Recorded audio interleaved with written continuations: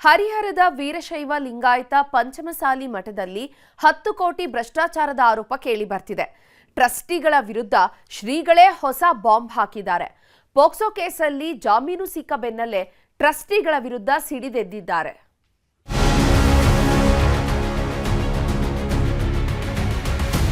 ಸರ್ಕಾರದ ನಾವು ಬಂದ ಮೇಲೆ ಸುಮಾರು 12.5 ಕೋಟಿ ರೂಪಾಯಿ ಬಂದಿದೆ ಅನುದಾನ ಮಾಡಲಿಕ್ಕೆ. ತಿರುಮಲೆ ದುಡ್ಡು 45 ದಿನದಲ್ಲೇ ದುಡ್ಡು ರಿಲೀಸ್ ಆಗಿದೆ. ಮತ್ತು ಬಿಲ್ಡಿಂಗ್ ಇಲ್ಲ. ಜಿಲ್ಲಾಧಿಕಾರಿಗಳು ತನಿಖೆ ಮಾಡಬೇಕು. ಹರಿಹರದ ವೀರಶೈವ ಲಿಂಗಾಯತ ಪಂಚಮಸಾಲಿ ಪೀಠದ ಕಿತ್ತಾಟ ಸದ್ಯಕ್ಕೆ ನಿಲ್ಲೋ ಹಾಗೆ ಕಾಣುತ್ತಿಲ್ಲ ಬಿಡಿ. ಒಮ್ಮೆ ಟ್ರಸ್ಟಿಗಳು ಸಿಡಿದಿದ್ರೆ ಮತ್ತೊಮ್ಮೆ ಶ್ರೀಗಳು ಸಿಡಿದೇಳ್ತಾರೆ. ಒಮ್ಮೆ ಶ್ರೀಗಳು ಆರೋಪ ಮಾಡಿದ್ರೆ ಇನ್ನೊಮ್ಮೆ ಟ್ರಸ್ಟಿಗಳು ನಿಗಿನಿಗಿ ಕೆಂಡ ಕಾರ್ತಾರೆ. ಒಂದಿಷ್ಟು ದಿನ ತಣ್ಣಗಾಗಿದ್ದ ಕದನ ಮತ್ತೆ ಸೆಕೆಂಡ್ ಇನ್ನಿಂಗ್ಸ್ ಶುರು ಮಾಡಿದೆ. ಪೋಕ್ಸೋ ಕೇಸ್ನಲ್ಲಿ ಶ್ರೀಗಳಿಗೆ ಜಾಮೀನು ಸಿಕ್ತಿದ್ದಂತೆ ಟ್ರಸ್ಟಿಗಳ ವಿರುದ್ಧ ಮುಗಿಬಿದ್ದಿದ್ದಾರೆ. ಸರ್ಕಾರದಿಂದ ಬಂದ ಕೋಟಿ ಕೋಟಿ ಅನುದಾನದ ಕುರಿತು ಹೊಸ ಬಾಂಬ್ ಹಾಕಿದ್ದಾರೆ. ಟ್ರಸ್ಟಿಗಳ ವಿರುದ್ಧ ವಚನಾನಂದ ಶ್ರೀ 12.5 ಕೋಟಿ ರೂಪಾಯಿ ಬಾಂಬ್,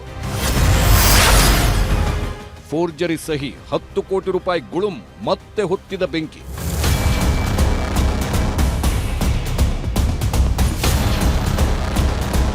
ದಾವಣಗೆರೆ ಜಿಲ್ಲೆಯ ಹರಿಹರದ ವೀರಶೈವ ಲಿಂಗಾಯತ ಪಂಚಮಸಾಲಿ ಪೀಠದ ಕದನಕ್ಕೆ ಕೊನೆ ಇಲ್ಲದಂತಾಗಿದೆ.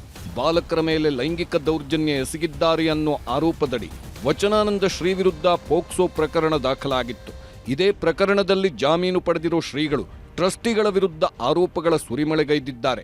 ನಾನು ಹರಿಹರ ಪಂಚಮಸಾಲಿ ಪೀಠಕ್ಕೆ ಬಂದ ಮೇಲೆ ಸರ್ಕಾರದಿಂದ 12.5 ಕೋಟಿ ರೂಪಾಯಿ ಅನುದಾನ ಬಂದಿತ್ತು. ಆದರೆ ಫೋರ್ಜರಿ ಸಹಿ ಮಾಡಿ 10 ಕೋಟಿ ರೂಪಾಯಿ ಅನುದಾನ ದುರ್ಬಳಕೆ ಮಾಡಿಕೊಂಡಿದ್ದಾರೆ. ವಿದ್ಯಾರ್ಥಿ ನಿಲಯ, ಪ್ರಸಾದ ನಿಲಯ, ಕಟ್ಟಡ ನಿರ್ಮಾಣದ ಹೆಸರಲ್ಲಿ ಅಕ್ರಮ ಎಸಗಿದ್ದಾರೆ. ಈ ಬಗ್ಗೆ ಸೂಕ್ತ ತನಿಖೆ ಆಗಬೇಕು ಅಂತ ಕಿಡಿಕಾರಿದ್ದಾರೆ. ಸರ್ಕಾರದ ನಾವು ಬಂದ ಮೇಲೆ ಸುಮಾರು 12.5 ಕೋಟಿ ರೂಪಾಯಿ ಬಂದಿದೆ ಅನುದಾನ ಮಟ್ಟಕ್ಕೆ. ಕೊಟ್ಟದ್ದು ಸರ್ಕಾರದ ಬಗ್ಗೆ ಆಲೋಚನೆ ಮಾಡಬೇಕು. ಜಿಲ್ಲಾಧಿಕಾರಿಗಳು ಅದ್ರ ಬಗ್ಗೆ ಆಲೋಚನೆ ಮಾಡಬೇಕು. ಯಾವುದೇ ಒಂದು ಅದು ಟ್ಯಾಕ್ಸ್ ದುಡ್ಡದು, ನೀವು ಕೂಡ ಅದನ್ನು ಕೇಳೋ ಪ್ರಶ್ನೆ ಇದೆ. ಯಾಕಂದರೆ ನೀವು ಕೊಟ್ಟಂತಹ ತೆರಿಗೆ ಹಣದಿಂದ ಸರ್ಕಾರ ಒಂದು ಮಟ್ಟಕ್ಕೆ ಡೆವಲಪ್ಮೆಂಟ್ ಕೊಟ್ಟಿದೆ. ಮತ್ತು ಹಣ ಎಲ್ಲಿ ಹೋಯಿತು?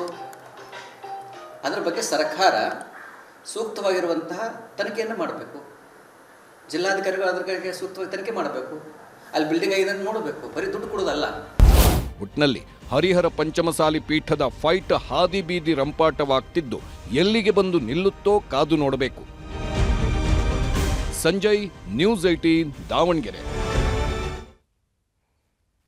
ಆ ತಾಲೂಕು ಕಚೇರಿಯಲ್ಲಿ ಈ ಗವರ್ನೆನ್ಸ್ ವ್ಯವಸ್ಥೆ ಸಂಪೂರ್ಣ ಅಸ್ತವ್ಯಸ್ತ. ಗಂಟೆಗಟ್ಟಲೆ ಸರತಿ ಸಾಲಿನಲ್ಲಿ ನಿಂತು ಅನ್ನ ನೀರು ಬಿಟ್ಟು ಕಾದು ಸುಸ್ತಾದ ಸಾರ್ವಜನಿಕರ ಆಕ್ರೋಶದ ಕಟ್ಟೆಯೊಡೆದಿದೆ.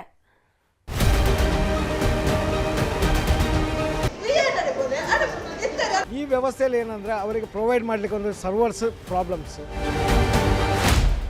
ಇದು ದಕ್ಷಿಣ ಕನ್ನಡ ಜಿಲ್ಲೆಯ ಮಂಗಳೂರಿನ ತಾಲೂಕು ಕಚೇರಿ. ಜನಸೇವೆ ಸರಳವಾಗಬೇಕಿದ್ದ ಜಾಗದಲ್ಲೇ ಜನರ ಪರದಾಟ ಶುರುವಾಗಿದೆ. ಕಳೆದ 3-4 ದಿನಗಳಿಂದ ಸರ್ವರ್ ಡೌನ್, ನೆಟ್ವರ್ಕ್ ಸಮಸ್ಯೆ, ಕಂಪ್ಯೂಟರ್ ತೊಂದರೆ ಜೊತೆಗೆ ಸಿಬ್ಬಂದಿ ಕೊರತೆ ಪರಿಣಾಮ ಈ ಆಫೀಸ್ನಲ್ಲಿ ಸಾವಿರಾರು ಕಡತಗಳು ವಿಲೇವಾರಿಯಾಗದೆ ಬಾಕಿ ಉಳಿದಿವೆ.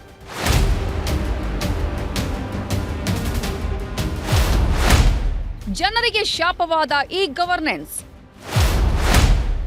ಸರ್ವರ್ ಡೌನ್, ಕೆಲಸ ಬಂದ್. ವೇಗದ ಸೇವೆ, ಕಾಗದರಹಿತ ಆಡಳಿತ ಹಾಗೂ ಪಾರದರ್ಶಕತೆಗಾಗಿ ಸರ್ಕಾರ ಜಾರಿಗೆ ತಂದ ಈ ಗವರ್ನೆನ್ಸ್ ವ್ಯವಸ್ಥೆ ಮಂಗಳೂರಿನ ಜನರಿಗೆ ಶಾಪವಾಗಿ ಪರಿಣಮಿಸಿದೆ. ಒಂದೆಡೆ ತಾಲೂಕು ಕಚೇರಿಯಲ್ಲಿ ಜನ ಕಿಕ್ಕಿರಿದು ಸೇರಿದ್ರೆ ಮತ್ತೊಂದೆಡೆ ಕೆಲಸ ಮಾಡ್ತಿರೋದು ಬೆರಳೆಣಿಕೆಯಷ್ಟು ಸಿಬ್ಬಂದಿ ಅಭಾವದ ಜೊತೆಗೆ ನೆಟ್ವರ್ಕ್ ಸಮಸ್ಯೆ ಬೇರೆ. ಕಚೇರಿಯಲ್ಲಿ ಸರ್ವರ್ ಸಂಪೂರ್ಣ ಡೌನ್ ಆಗಿದ್ದು ಈ ತಂತ್ರಾಂಶದ ಮೂಲಕ ನಡೆಯಬೇಕಿದ್ದ ಕಡತಗಳ ವಿಲೇವಾರಿ ತೀವ್ರ ವಿಳಂಬಗೊಂಡಿದೆ. ಜಾತಿ ಪ್ರಮಾಣ ಪತ್ರ, ಜನನ ಪ್ರಮಾಣ ಪತ್ರ ಸೇರಿದಂತೆ ತುರ್ತು ಕೆಲಸಗಳಿಗಾಗಿ ಗ್ರಾಮೀಣ ಭಾಗದಿಂದ ಬಂದ ಜನರು ಬೆಳಗ್ಗೆಯಿಂದ